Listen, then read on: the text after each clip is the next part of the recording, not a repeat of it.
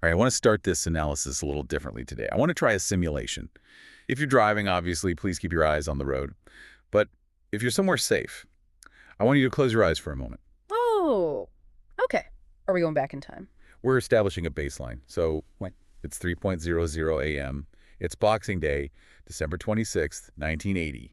You are standing in the pitch black of Suffolk, England, and it is freezing. And not just any cold, it's that damp, penetrating British cold. The kind that ignores your jacket. Yeah, it settles right into your marrow. You are a young security officer and you're patrolling the perimeter of RAF Woodbridge. And we need to set the scene for what that means. For context, this isn't some quiet supply depot. This is the absolute jagged edge of the Cold War. Mm-hmm. There are tactical nuclear weapons stored here. The Yeah. tension is, it's already dialed up to 11 on a normal day. You're basically guarding the most dangerous weapons on the entire planet. Exactly. So you're standing there, you're looking out past the East Gate into Rendlesham Forest. It's dense, it's dark, and it is completely silent. Mm-hmm. And then you see it. The lights. Lights descending into the pine trees. It's not a flare. It's definitely not a helicopter. It's silent and it's multicolored. Now, here's the split-second decision that is going to define the rest of your life. A real career-defining moment. Do you call it in, risk a Section 8 psychiatric discharge, Mm-hmm. and potentially just ruin your military career? Yeah. Or do you open that gate and walk into the dark to see what just landed in the woods? And that's the choice, isn't it? That is the choice that Airman First Class John Burroughs and Staff Sergeant Jim Peniston made.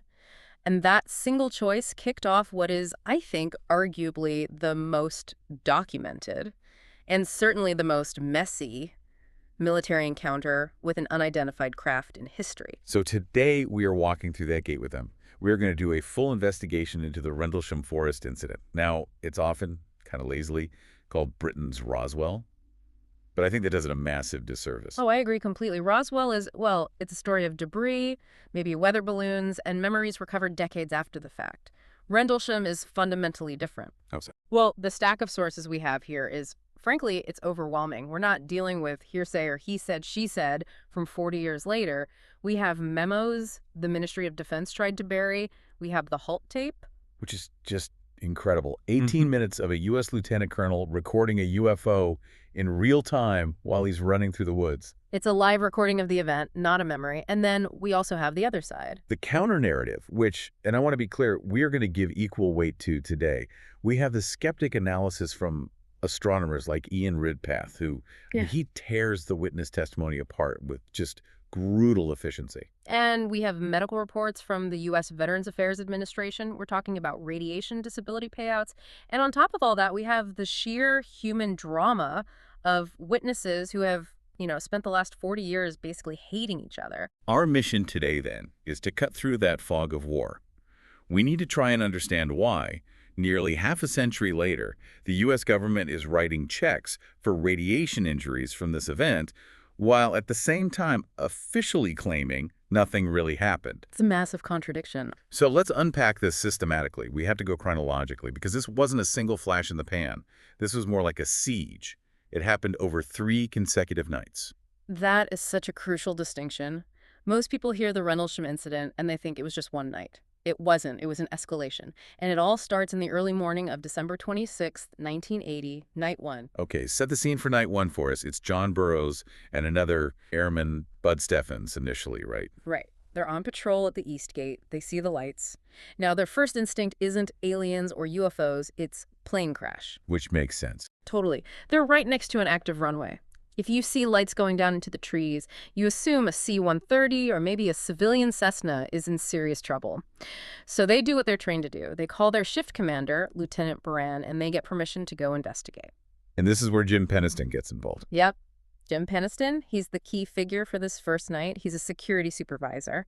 He arrives, they all pile into a Jeep, but the terrain in Rendlesham is it's rough. Frozen ruts, dense pine trees, they can't drive in. So they have to ditch the vehicle and go in on foot. Exactly. And this is the point where the narrative shifts. It goes from being a potential rescue mission to something else. High strangeness. What do you mean? As they get closer, they say the air changes. They describe a weird static electricity in the air, the hair on their arms standing up.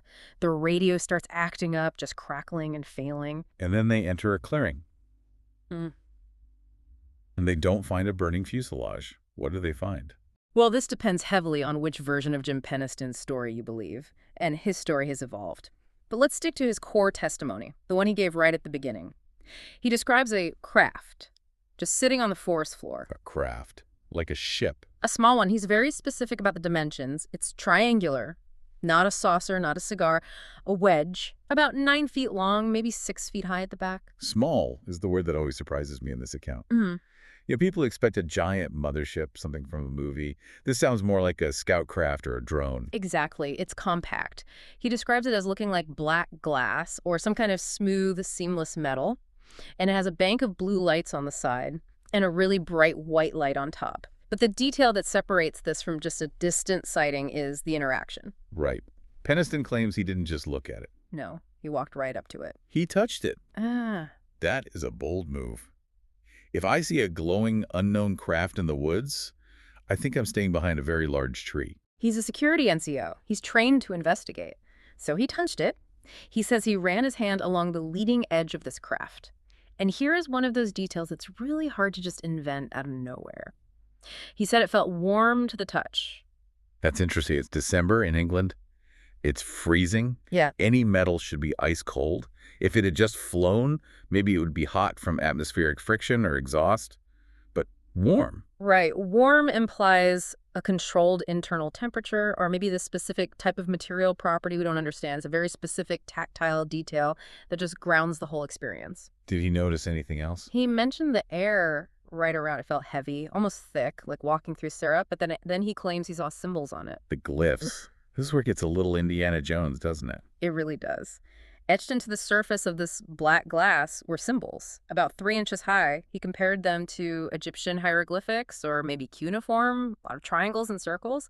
He claims he took out his standard issue military notebook and actually sketched them right there on the spot. Okay, I want to pin a note on that notebook because that becomes a huge point of contention later on. Mm-hmm. But in that moment, they're standing there, Peniston's touching this object. And what about the environment? The farm animals in a nearby field are reportedly going berserk, which is a classic biological reaction reported in a lot of these cases. And then the object moves. How does it move? Silently. Mm. There's no propeller, no jet engine wash. It just lifts up off the ground silently, and then it maneuvers through the trees. Peniston was very clear about this. It was weaving around the trunks, not crashing through them, and then it just shoots off at an impossible speed.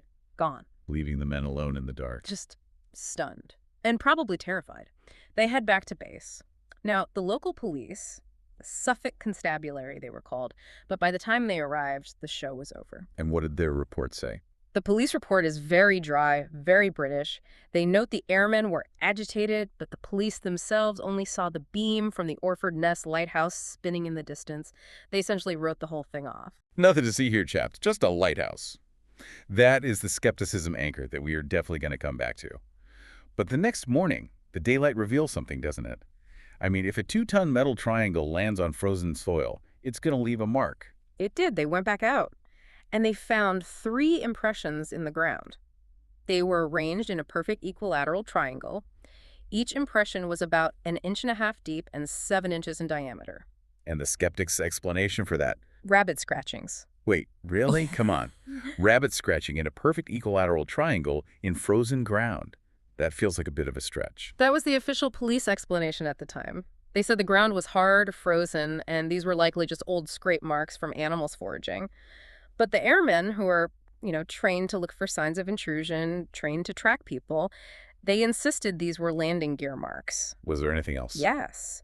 They found what looked like burn marks or scrapes on the nearby trees and broken branches at the very top of the canopy, which suggested something came down vertically through the roof of the forest. Okay, so let's summarize night 1. We have multiple military witnesses, a claim of direct physical interaction, physical traces left on the ground, and environmental damage to the trees. In any normal court case, that is very strong circumstantial evidence. It is, but now we have to take a pretty significant detour into the weird. We have to talk about the binary code. Ah, yes. This is the moment for a lot of researchers where the story either becomes legendary or it just completely falls apart. It introduces a level of sci-fi that makes the nuts and bolts investigators very, very uncomfortable. It really does. So Jim Peniston, the guy who touched the craft. For 30 years, he tells the story we just discussed. It's a simple, direct, physical account. But then in 2010, he reveals he's been holding something back. A pretty big something. He claims that when he touched those glyphs on the side of the craft, he experienced a telepathic download. You're going to have to define that. Did you hear a voice in his head? No voices. He describes it as a massive, instantaneous transfer of raw data directly into his brain, in a flash. He said when he went back to his bunk to try and sleep, he couldn't close his eyes without seeing streams of ones and zeros. Like the code from the Matrix. A very similar visual, yes. He says he was just compelled to write it all down, just to get it out of his head. He grabbed his notebook, the same one where he sketched the glyphs, and he filled pages and pages with binary code. Then, confused and scared, he buried the notebook in his kit and didn't mention it to anyone for 3 decades. Which, playing devil's advocate here is incredibly convenient. Oh, by the way, I have this secret proof that I've been sitting on all this time. It really screams of a publicity stunt. It does, and that's a fair criticism. But let's look at the data itself for a second. He finally releases the pages of code. What does it actually say? Well, internet sleuths and programmers immediately got to work. They ran it through an ASCII translator. And for anyone listening, ASCII is the American Standard Code for Information Interchange. It's basically how computers represented text back in the 80s. And the message translated into English. And it is. Well, it's pretty poetic, almost biblical in tone. It reads, "Exploration of humanity, continuous for planetary advance, eyes of our eyes. Origin year 8100. Okay, stop there. Origin year 8100. That stopped me cold every time. That implies this wasn't extraterrestrial. It implies it was us, time travelers. That's the core of the time traveler theory. The idea that the so-called grays or other visitors aren't from another planet, but are highly evolved humans from our own deep future coming back to study their own history. The message also included a list of coordinates. And where do they point? To all the significant, almost cliche, ancient mystery locations. You've got the Great Pyramid of Giza, the Nazca Lines in Peru, Sedona, Arizona, and a location in the middle of the Atlantic Ocean that's associated with the myth of High Brazil, the Phantom Island. Okay, I have to be the skeptic again. This checks every single box for an episode of Ancient Aliens 101. We've got the pyramids, Nazca, time travel, a mythical island. It feels constructed. It feels a little too perfect, like fan fiction based on the genre. You are absolutely right to feel that way. And that brings us directly to the technical analysis by a skeptic named Kevin Boone. He's a programmer who looked at this code not as a mystical message from the future, but just as a string of data. And his findings are, they're devastating to the believer narrative. Okay, break it down for us. What did Boone find that was so damning? First, the format itself. The code is written in 8-bit ASCII. In 1980, that was the absolute standard for home computers, for the military, for everything. But think about it for a second. Right. Would a civilization from the year 8100, that's 6,000 years in our future, really be using the 1980 American Standard Code for Information Interchange? That's like us finding a stone tablet from ancient Sumeria, but it's written entirely in modern emojis. Exactly. It's completely anachronistic. It's culturally bound to the exact time it was allegedly received. It fits the 1980s mindset perfectly. But it gets worse. Boone found errors in the code. A typo from the future. A typo in the binary. The message doesn't actually decode to exploration of humanity. It decodes to exploration OG humanity. There's a bit flip error in one of the characters. OG humanity, okay. And even more technically, Boone points out the complete lack of parity bits. In real data transmission, especially across vast distances of space or time, you use error correction parity bits to make sure the message doesn't get corrupted during transit. This code had none. It was incredibly fragile. Meaning if you get 1 0 wrong or a 1 wrong, the whole message breaks. The whole thing breaks. It suggests it was written by someone who knew of binary code but didn't actually understand information theory or how to transmit data robustly. So the technical verdict is that the binary code is most likely a fabrication, or at the very, very best, a product of Peniston's own subconscious mind processing the 1980s computer culture that was all around him. It points very heavily in that direction. And it really muddies the waters of the very good physical evidence that was found on night 1. But we can't let the binary code distract us from what happened next, because 2 nights later, the phenomenon returns. And this time, the primary witnesses aren't just young airmen. This time, the deputy base commander himself takes the field. This is night 2, December 28th. And this is where Lieutenant Colonel Charles Holt enters the story. And Holt is not a guy who chases ghost stories, is he? Not at all. He's a by-the-book, career Air Force officer. He is the #2 guy at a nuclear base. He is at an awards dinner, probably eating a stale bread roll and trying to get home, when a panicked lieutenant bursts in and says, "Sir, it's back." I just love the cinematic quality of that line. It's back. And Halt's reaction is pure skepticism, right? He thinks it's a prank. He's annoyed. He thinks his men are getting spooked by the lighthouse again. He wants to go out there and personally debunk it, crush the rumors before they get out of hand. So he gathers a small team, including a guy named Bruce England, who carries the Geiger counter. Smart move. And he grabs his own personal handheld cassette recorder to dictate his findings. He fully expects to file a report on unauthorized civilians with flashlights or something similar. Instead, he ends up recording one of the most chilling and famous pieces of audio in military history. The Halt tape. I've listened to this dozens of times. It's not chilling because of screaming or panic. It's chilling because of the discipline. You can hear these trained men trying to maintain military protocol while their entire reality is just breaking down around them. It's 18 minutes of raw, real-time investigation. They start at the landing site from night one, the triangular indentations, and the first thing they do is turn on the Geiger counter. And this is absolutely crucial. They get readings. They do. You can hear the clicks on the tape getting faster. You hear Halt's voice, very controlled, say, "We're getting a very positive reading here." They measure the center of the indentations and then the sides of the trees that were facing the landing spot. Halt notes the radiation levels are significantly higher than background. Now, skeptics have pointed out that these levels weren't dangerous. They weren't Chernobyl level. That's true. They weren't going to give you radiation sickness on the spot, but they were anomalous. Why would a random patch of pine forest in Suffolk have any kind of radiation spike centered perfectly on a triangle of indentations in the ground? It validates that something physical was there. Okay, so they've confirmed the radiation, and then the visual encounter begins. Halt spots a light through the trees. He describes it on the tape as a glowing, red, sun-like object moving through the mist. And then he says this incredible line, "It looks like an eye winking at you." Winking. That implies a pulsing or maybe a rotation? Or, as the skeptics would argue, atmospheric distortion. But he also describes it shedding something. His words are, "It looks like it's shedding molten metal." Just imagine that for a second. A dripping, burning object floating silently through the woods. And it doesn't stay as one object. No. He says it splits into 5 smaller white objects, and then you get to the climax of the tape. The beam. The object moves out of the forest and over a nearby farmer's field. Halt then reports seeing other objects in the sky to the north and the south. He says they're star-like, but they're moving with sharp, angular turns. And then he says one of them sends down a beam of light. Like a laser. A concentrated, pencil-thin beam of light. He says it strikes the ground just 10 feet away from him and his men, and then, a moment later, he reports another beam of light striking the ground near the Woodbridge base.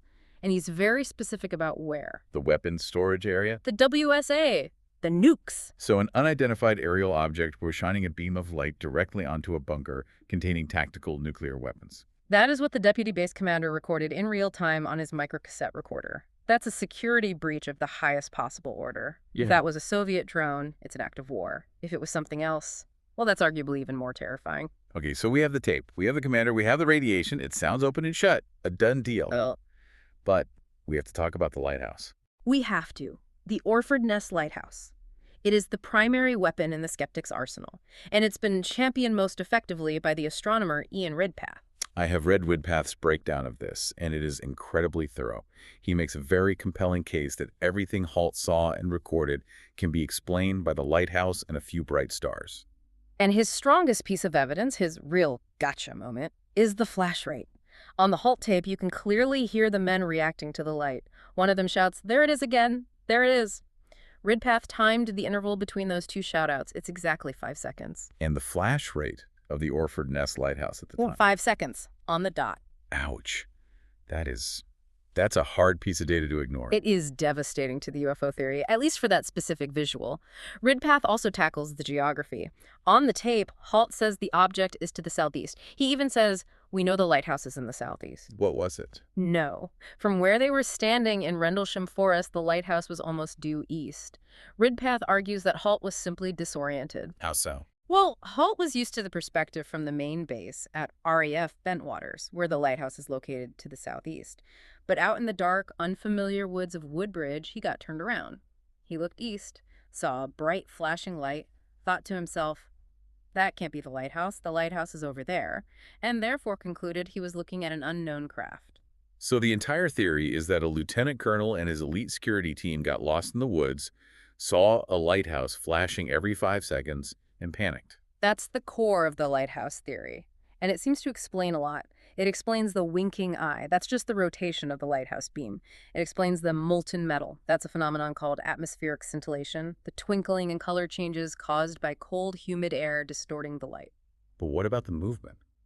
Halt swears on the tape that it was moving through the trees coming towards them. Ridpath has an answer for that, too. The autokinetic effect. It's a known physiological quirk. If you stare at a single stationary light in a pitch-black environment, your eyes lose their frame of reference. Oh. The tiny involuntary tremors in your eye muscles make the light appear to dance and move around. And they were also walking, right? They were walking towards it, so as they moved, the parallax effect would make the distant light seem to move relative to the trees in the foreground. It creates a powerful illusion of movement. It is a compelling argument for the visual aspect of the encounter. It really sounds like a feedback loop of panic and optical illusion. Yeah. But it doesn't explain the beam of light. A lighthouse beam sweeps horizontally. It doesn't shoot a concentrated pencil-thin beam down from the sky onto a nuclear bunker. Correct. It also doesn't explain the radar data that Colonel Halt claims existed, though the Ministry of Defense later claimed those radar tapes were washed over and reused, which is convenient. And most importantly, the lighthouse theory does not explain the physical damage done to the witnesses. And this is where the lighthouse theory just hits a brick wall. You can mistake a light for a UFO. You absolutely cannot get radiation poisoning from a lighthouse. Let's talk about John Burroughs. He was one of the first witnesses on night 1, and he was out there again on night 3. He was a young, healthy airman. Shortly after the incident, his health it collapsed. He developed severe heart failure, specifically damage to his mitral valve, which is incredibly rare for a man his age. And he tried to get treatment from the VA, the Veterans Affairs. He did, and for years he was completely stonewalled. He tried to access his own service medical records from before the incident from 1979 and 1980 to prove that he was perfectly healthy before he went into those woods. The records were classified? They classified his own physical exam. He was denied access to his own biology, which is suspicious in itself, isn't it? If nothing happened, if it was just a lighthouse, why would you classify a standard physical exam? So what did he do? Burroughs is a fighter. He kept pushing, got lawyers involved, and his legal team found a smoking gun, a classified UK Ministry of Defense report from the year 2000 called Project Condign. What was Project Condign? It was a top-secret study completed by British Defense Intelligence. Its entire goal was to assess the UAP phenomenon from a military perspective. The report concluded that UAPs are real. They called them buoyant plasma formations, which is a bit of a mouthful. So scientific-sounding balls of light. Basically. But crucially, the report stated that these plasmas produce high-energy electromagnetic fields. Meaning radiation. Meaning a type of non-ionizing radiation that the report explicitly says can cause neurological damage and physical injury to human beings at close range. So Burroughs' lawyer argued that the UK and US governments knew this technology or phenomenon existed and that it had physically harmed his client. And what was the result of that legal battle? In 2015, the VA finally caved. They granted John Burroughs full disability. And the settlement language it's just fascinating. It cites his exposure to UAP radiation as a contributing factor to his heart injury. Okay, let's just pause on that for a second. The United States government signed a legal document and a check that effectively said, "We're sorry you got injured by radiation from a UFO." In essence, yes, it is a de facto admission of fact. You don't get mitral valve failure from the autokinetic effect. You don't get a government settlement for UAP radiation if the official stance is it was just a lighthouse. This one piece of paper shifts the entire burden of proof. It suggests that even if Ian Ridpath is 100% right about the flashing light being the lighthouse, there was something else in those woods with them, something radioactive. That really is the anchor, isn't it? You can argue about binary code and winking eyes all day long, but the medical damage and the legal settlement are physical proof of something. I want to shift gears a little bit to the human element, because whenever you have a mystery this big, this persistent, you inevitably get infighting. Oh, the Rendlesham Wars. It gets ugly. So on one side, we have Colonel Halt, the respected-by-the-book officer. And then on the other side, we have a man named Larry Warren. Larry Warren, he was a security officer at the base at the time. He co-wrote a book called Left at Eastgate, and he tells a much, much more dramatic story than Halt does. What does he claim? He claims he was trucked out to the field on one of the nights. He claims he saw entities, actual non-human beings outside of a craft. And most explosively, he claims he saw the wing commander, Colonel Gordon Williams, standing there in the field, apparently communicating with them. So a full-on close encounters of the third kind diplomacy moment. Exactly. But here's the problem. Colonel Halt says Larry Warren is a liar. Halt claims, based on duty rosters he's seen, that Warren wasn't even there. He says Warren was either in the barracks or completely off duty. In interviews, Halt gets visibly angry when Warren's name is mentioned. He sees Warren as a fraud who is polluting the genuine evidence with fantasy. And Warren's response is that Halt is part of the cover-up. Naturally, it creates this Rashomon effect where you have two key witnesses telling completely contradictory stories, and you don't know who to trust. But there is a darker thread that kind of unites their stories. Halt has stated on the record that his men, Peniston, Burroughs, another witness named Cavanzag, were interrogated brutally by the OSI after the event. The Office of Special Investigations, the Air Force's internal police. The heavy hitters. Halt alleges they were taken to an underground facility. He claims, and this is a serious allegation, that they were given sodium pentothal truth serum. He believes they were hypnotized. Why would they do that? To find out what they saw. That's one possibility. Or to make them forget. Or, even more sinister, to implant false screen memories to make them sound crazy and discredit them if they ever decided to talk publicly. Halt is adamant that those interrogations screwed up his men, that they emerged with gaps in their memory and long-term psychological trauma. And if the government was using drugs and hypnosis on its own troops, that implies a desperate need for containment. You don't drug your own soldiers over a simple lighthouse sighting. Precisely. It suggests the command structure was terrified of what these men had actually seen or been exposed to. We're running a bit close on time, but we have to touch on some of the alternative theories that float around this case. We've got the lighthouse, we've got the extraterrestrials. What about the C-5 Galaxy transport plane? This is the secret military prototype theory. A number of witnesses reported seeing a massive C-5 Galaxy transport plane at the base around that time.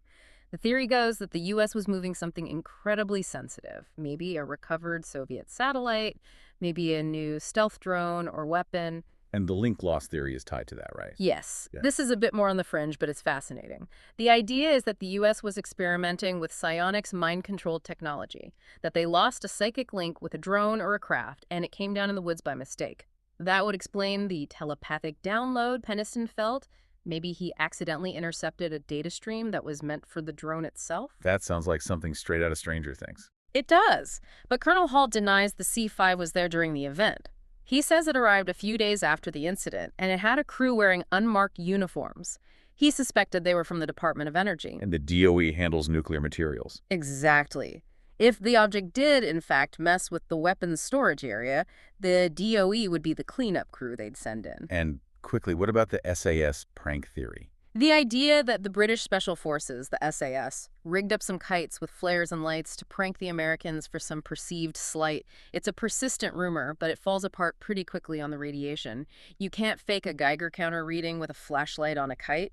And you don't prank a nuclear base with laser beams unless you want to get shot, no questions asked. So after all of this, we are left with a puzzle with most of the key pieces missing. We have the woods, the lights, the commander's tape, and the undeniable radiation. And we have two main interpretations you can walk away with. Interpretation A. It was mass hysteria, a feedback loop of panic among tired young soldiers in a high-stress environment who misidentified stars, meteors, and a lighthouse, all amplified by Cold War anxiety. And interpretation B. Interpretation B. A genuine anomaly, a physical craft, whether it's ours from the future or theirs from somewhere else, penetrated the sovereign airspace of the UK and the security of a NATO base. It interacted with the troops, it left physical traces, it damaged the local environment, and it was subsequently covered up by intelligence agencies that later had to pay for the injuries it caused. That disability check, it just makes it very, very hard for me to fully accept interpretation A. It's the stubborn fact. It's the piece that refuses to go away, no matter how good the lighthouse theory sounds. So here's a final thought for you to chew on as we wrap this up. We obsess over what it was. Was it a ship? Was it a light? But look at the result. regardless of the cause.